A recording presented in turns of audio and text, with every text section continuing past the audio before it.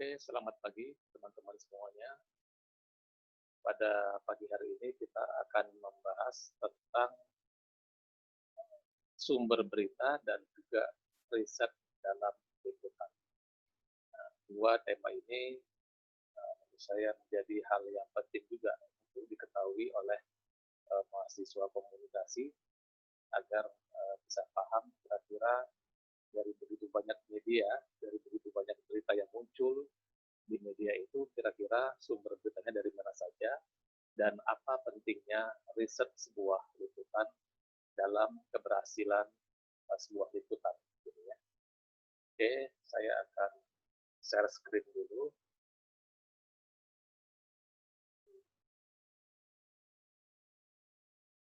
Oke, ini materinya.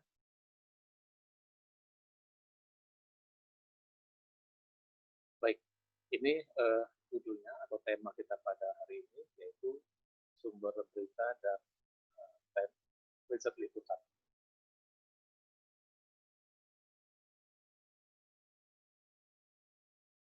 Oke, barangkali di antara kita pernah bertanya-tanya gitu ya, dari ketika kita nonton berita di televisi misalnya, atau kita mendengar berita di radio, atau mungkin kita membaca berita di media online misalnya, kita mungkin akan bertanya dari mana sih berita itu diambil gitu ya, dari mana saja sumbernya. Nah, kita akan bicarakan itu pada hari ini.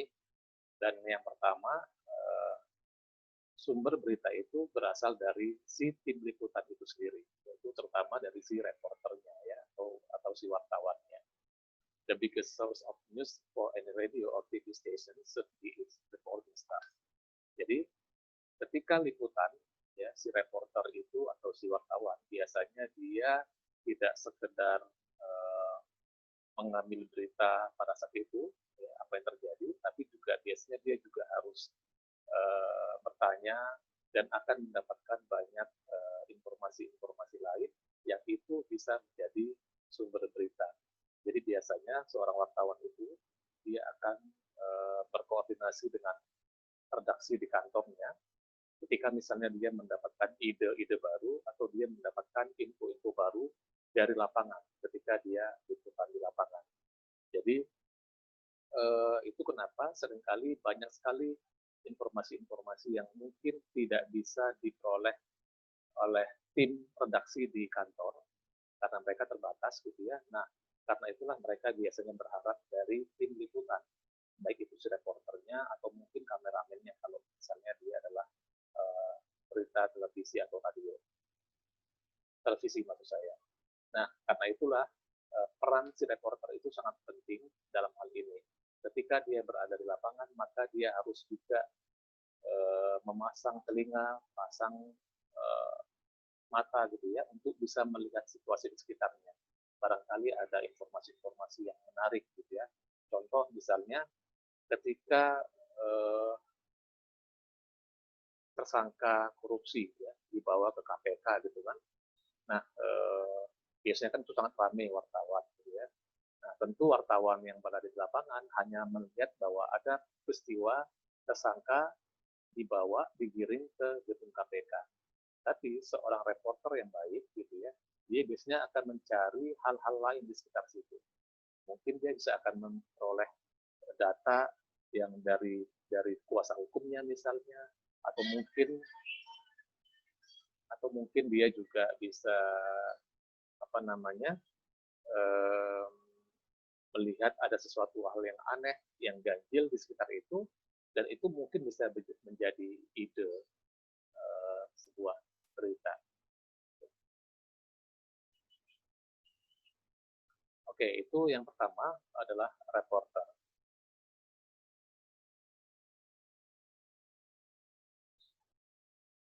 Yang kedua adalah newsroom diary. Jadi teman-teman di setiap newsroom atau ruang redaksi itu ya di media apapun, ya, baik itu cetak, televisi, radio dan online, biasanya ruang redaksi itu memiliki buku harian, gitu ya, semacam buku harian yang berisi tentang agenda apa saja yang akan terjadi di masa yang akan datang.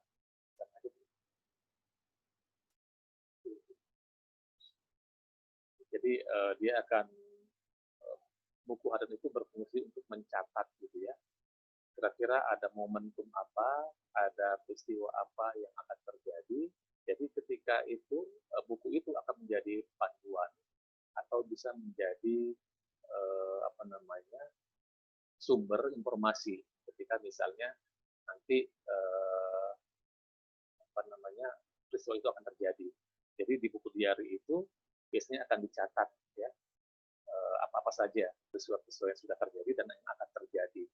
Biasanya itu masukannya atau sumbernya juga bisa berasal dari si reporternya atau si tim liputannya dan dari macam-macam. Ada juga misalnya dari undangan atau dari hasil riset tim redaksi itu sendiri. Ya. Mereka akan mencatat, misalnya seminggu ke depan akan ada sidang tersangka si A misalnya. Nanti akan mencatat sehingga pada saat minggu depannya mereka sudah punya agenda untuk diliput. Gitu ya. Itu yang kedua.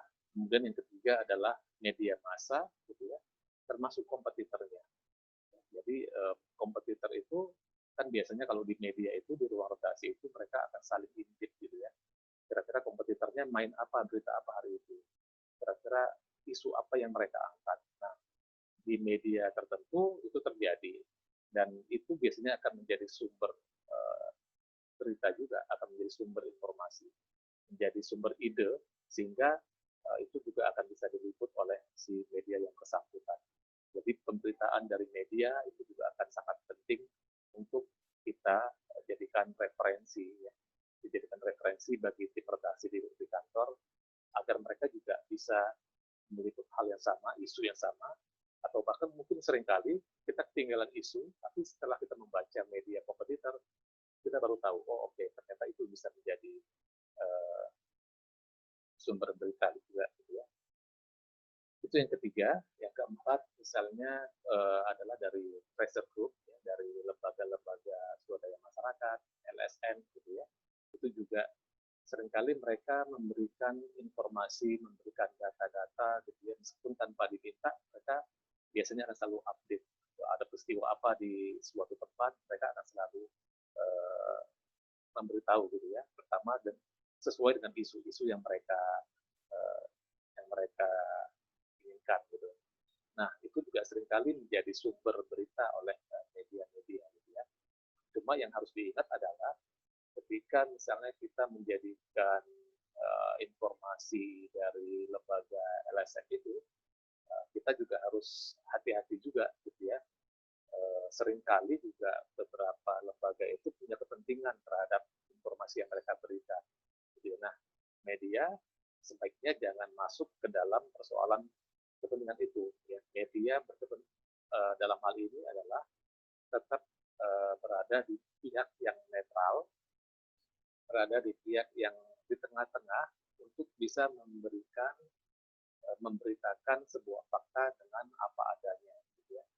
Memberitakan sebuah fakta tanpa punya kepentingan tertentu. Jadi apa namanya ya based on fakta gitu ya. Jadi apapun yang terjadi itu yang diliput. Jadi informasi dari lembaga-lembaga tertentu itu kita jadikan sumber awal dan kewajiban media atau si wartawan adalah untuk memperdalam informasi itu. Benar enggak? Nah, tentunya dilakukan dengan cara klarifikasi, konfirmasi, dan verifikasi ke lapangan untuk membuktikan bahwa benar enggak informasi yang mereka berikan itu sesuai dengan fakta atau enggak, kira-kira gitu. Dan yang kelima adalah press release. Nah, press release ini juga sangat banyak ya. Jadi setiap hari itu kantor media atau ruang redaksi itu kebanjiran banyak press release ya dari berbagai macam instansi pemerintah, swasta, dari lembaga masyarakat, dari ormas, dari pihak tertentu, dari bahkan individu juga kadangnya juga bisa memberikan press release atau pernyataan rilis gitu ya ke media. Tentu rilis itu harapannya akan dimuat oleh media tertentu gitu ya. Nah, ini tentu juga bisa menjadi sumber berita oleh si media bersangkutan. Cuma ingat juga sama kayak sebelumnya tadi yang informasi dari lembaga masyarakat, press release ini kan baru informasi mentah. baru informasi yang satu sisi, gitu ya. Nah, kewajiban wartawan atau media adalah bagaimana mengembangkan informasi yang ada di press release ini. Jadi usahakan jangan cuma sekedar mengutip mentah-mentah informasi apa yang ada di press release. Tapi jadikanlah informasi yang ada di press release itu sebagai sumber informasi awal, gitu ya. Informasi yang masih harus ditindaklanjuti. Dengan cara apa? Dengan cara wawancara, misalnya dengan orang yang membuat press release itu. Kemudian dengan mengkonfirmasi dengan pihak kedua atau pihak penyeimbang, sehingga informasi itu menjadi benar-benar benar-benar berkualitas, gitu ya. Jadi kalau kita hanya mengandalkan press release, itu biasanya informasinya kan hanya satu sisi. Biasanya informasi itu selalu memuji-muji, membaik-baikan, memberikan hal yang positif lah bagi lembaga yang mengeluarkan press release itu. Nah, kalau kita sekedar mengutip mentah-mentah, maka akhirnya kita sekedar menjadi humas, gitu kan. Kita terkesan hanya menjadi humasnya si media atau lembaga tertentu. Nah, karena itu media sebaiknya punya usaha untuk bisa melengkapi informasi yang ada di rilis itu dengan melakukan cross-check, verifikasi, dan konfirmasi ke pihak lain yang terlibat atau yang terkait dari informasi yang ada di press release itu sendiri. Kira-kira itu. Dan yang selanjutnya adalah sumber berita yang seringkali dijadikan berita oleh media adalah berasal dari wire service atau news agencies atau dari kantor berita tertentu. Ya. Ini biasanya terjadi pada berita-berita luar negeri, gitu ya.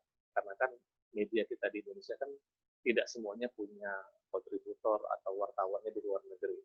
Nah, karena itulah biasanya mereka butuh kantor berita asing untuk bisa mendapatkan berita itu, gitu ya. Macam-macam, ada berbagai macam berita kantor asing ya, ada AFP misalnya, Reuters, ada AP dan lain-lain. Nah, itu juga bisa menjadi sumber berita, gitu ya.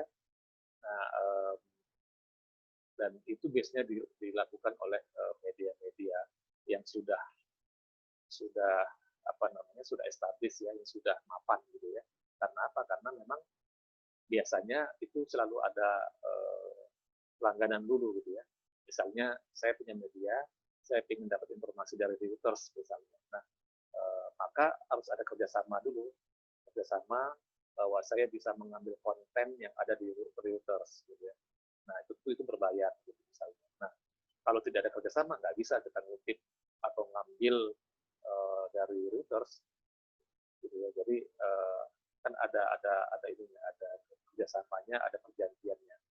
Nah, itu juga menjadi sumber berita oleh media-media tertentu. Dan yang ketujuh adalah dari media sosial. Nah, kalau kita bicara tentang media sosial ini kan kita sekarang bisa dibilang adalah zamannya media sosial, gitu ya. Nah, seringkali bahkan banyak sekali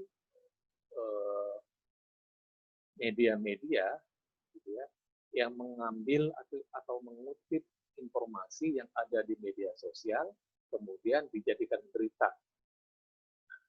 Karena memang kelebihan dari media sosial itu adalah kecepatan, gitu kan. Kemudian banyak orang yang bisa mengakses dan banyak orang yang bisa memberikan informasi di situ, sehingga dia punya kelebihan di situ, dia punya keunggulan di situ. Nah, seringkali media ketinggalan, misalnya nih, saat tiba-tiba misalnya ada terjadi peristiwa gempa bumi di daerah tertentu misalnya. Nah, belum tentu daerah tertentu itu kan punya wartawan, medianya belum punya wartawan di sana. Nah, seringkali informasi itu justru sudah muncul di media sosial. Nah, karena itulah media mainstream seringkali mengutip dari media sosial itu. Nah, itu kenapa sekarang media sosial itu sangat signifikan perannya ya, dalam menjadikan sumber informasi. Bahkan kalau kita lihat televisi, gitu ya, ada program-program tertentu yang isinya, visualnya itu dari media sosial semua, gitu ya, dan itu gratisan, gitu kan. Nah, itu itu fenomena yang terjadi sekarang. Gitu. Nah, persoalannya adalah bagaimana cara mengutipnya. Gitu kan. Tentu ada etikanya, ada aturannya. Nggak bisa semuanya main kutip saja, asal kutip selesai. Karena apa? Karena informasi di media sosial itu belum tentu informasi yang benar, belum tentu menjadi informasi yang sesuai dengan fakta, gitu ya. Seringkali informasi di media sosial justru adalah informasi yang salah, hoax, gitu ya, hoax, dan banyaklah informasi-informasi yang nggak benar, gitu ya. Nah, justru karena itulah, ketika media mainstream mau mengutip informasi yang ada di media sosial, maka media mainstream itu atau si wartawan itu harus melakukan cross check, verifikasi ke lapangan. Benar nggak informasi itu sesuai dengan yang diberitakan, yang diinformasikan di media sosial. Jangan sampai kita hanya mengutip dan beritakan udah selesai. Kalau informasinya benar, oke. Tapi kalau informasinya salah, maka media itu punya tanggung jawab yang besar terhadap pembacanya. Artinya apa? Bisa jadi informasi itu justru menyesatkan. Nah, untuk menghindari hal itulah, media atau wartawan harus benar-benar bisa melakukan verifikasi, konfirmasi ke si pembuat berita yang ada di media sosial itu, atau mungkin langsung ke lapangan untuk meng-cross-check apakah benar peristiwa itu terjadi. Gitu ya. Itu yang harus dilakukan oleh media dan si wartawannya. Yang kedelapan adalah gambar amatir atau citizen journalism. Ini juga biasanya juga berhubungan dengan media sosial, gitu ya. Karena biasanya gambar-gambar itu akan diupload di media sosial. Nah, itu yang terjadi. Ini juga akhir-akhir ini seringkali menjadi sumber berita. Banyak sekali gambar-gambar amatir, baik itu misalnya gambar bencana, gambar penangkapan, atau peristiwa-peristiwa kebakaran misalnya, ya, yang terjadi di lapangan. Karena wartawannya media itu punya keterbatasan dalam jumlah wartawan, nah makanya gambar itu atau video itu sudah muncul di media sosial, dan ini seringkali juga dikutip oleh media-media mainstream. Nah, kembali lagi, itu boleh dilakukan dengan catatan bahwa gambar atau video yang akan dikutip itu sudah izin dari orang yang menguploadnya, sudah seizin orang yang mempostingnya, dan kewajiban media juga untuk memfollow up, menindaklanjuti, datang ke lapangan, wawancara pihak-pihak yang terkait untuk memastikan apakah benar peristiwa itu terjadi. Gitu. Jadi nggak bisa juga langsung main ambil saja. Kan dulu pernah kejadian sebuah media TV mengambil gambar peristiwa tsunami, terus ada gambar kapal bergoyang-goyang gitu ya. Ternyata itu gambarnya bukan gambar di tempat yang terjadi tsunami, justru itu peristiwa yang tsunami juga, tapi di tempat yang berbeda. Nah, itu kan pernah terjadi, dan akhirnya apa? Itu kan menyesatkan, gitu ya. Nah, menghindari hal itulah, maka media juga wajib untuk meng-cross-check lagi. Oke, itu sumber-sumber berita yang biasanya digunakan oleh media. Sekarang kita bicara bagaimana menemukan ide sebuah liputan. Gitu ya. Yang pertama adalah dari pengalaman diri sendiri, lahir dari keresahan dan kecurigaan. Nah, kan tentu selain dari yang tadi yang sudah kita bahas, tentu juga informasi-informasi itu juga bisa lahir dari si jurnalis atau si wartawan itu sendiri. Biasanya mereka punya ide-ide yang bisa di follow up untuk diliput dan akhirnya menjadi sebuah berita. Nah, sumber ide itu biasanya bisa lahir dari pengalaman si wartawan itu sendiri. Misalnya dari kecurigaan dia ketika dia berada di tempat tertentu, misalnya, kok dia melihat ada sesuatu yang menarik perhatian, dan kemudian dia mencoba untuk mendalami fakta itu, dan ternyata itu bisa menjadi sumber berita. Itu juga sering terjadi. Kemudian hal lainnya berasal dari jaringan atau informan, ya, atau sebutan lainnya adalah fixer. Biasanya wartawan, apalagi kalau misalnya dia adalah wartawan investigasi, mereka selalu punya informan di lapangan, di tempat tertentu, punya fixer, ya, yang mereka menjadi sumber informasi. Gitu ya. Karena kalau wartawan itu sendiri kan pasti punya keterbatasan. Nah, mereka biasanya akan mengandalkan jaringan informan yang mereka miliki di tempat-tempat tertentu. Dari situ juga bisa muncul informasi-informasi yang bisa ditindaklanjuti menjadi sebuah ide liputan.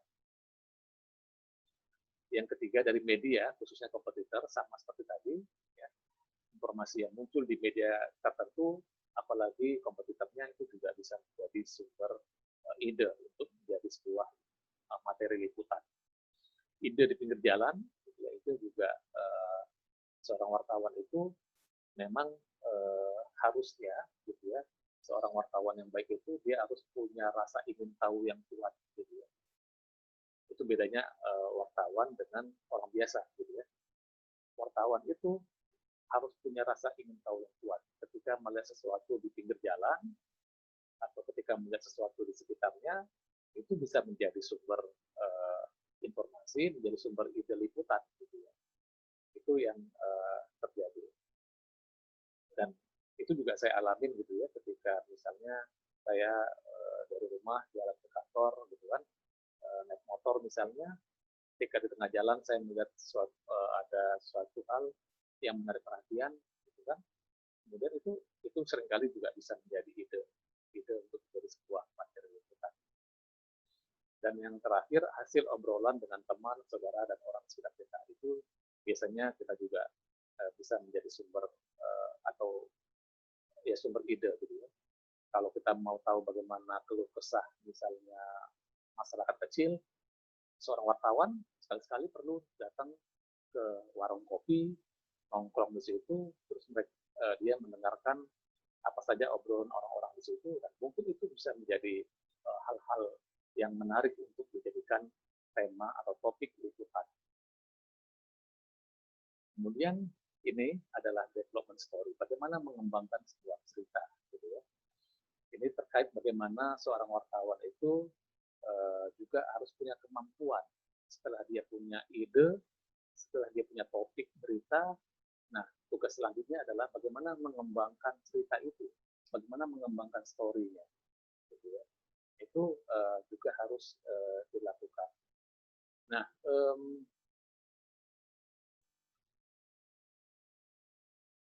membuat berita di luar dari berita peristiwa dan rilis. Jadi, kalau misalnya wartawan atau media itu hanya mengandalkan berita peristiwa atau rilis, maka beritanya bisa dipastikan tidak menarik, gitu ya, dan terbatas juga jumlahnya.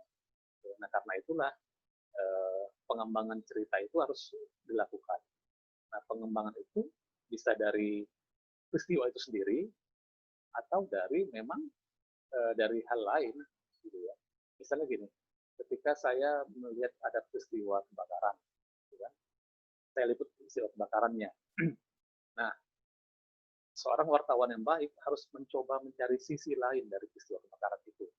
Misalnya dia akan menemukan ide, oh ternyata daerah ini sudah berulang kali terjadi kebakaran. Artinya apa? Bisa jadi ada sesuatu yang salah. Misalnya apakah di situ mungkin kurang fasilitas pemadam kebakaran misalnya, atau di situ mungkin kesadaran masyarakatnya yang masih rendah, atau mungkin di situ pemukimannya yang terlalu padat sehingga itu sangat rentan terhadap kebakaran, atau hal-hal lain. Nah, itu kan bisa menjadi pengembangan sebuah cerita.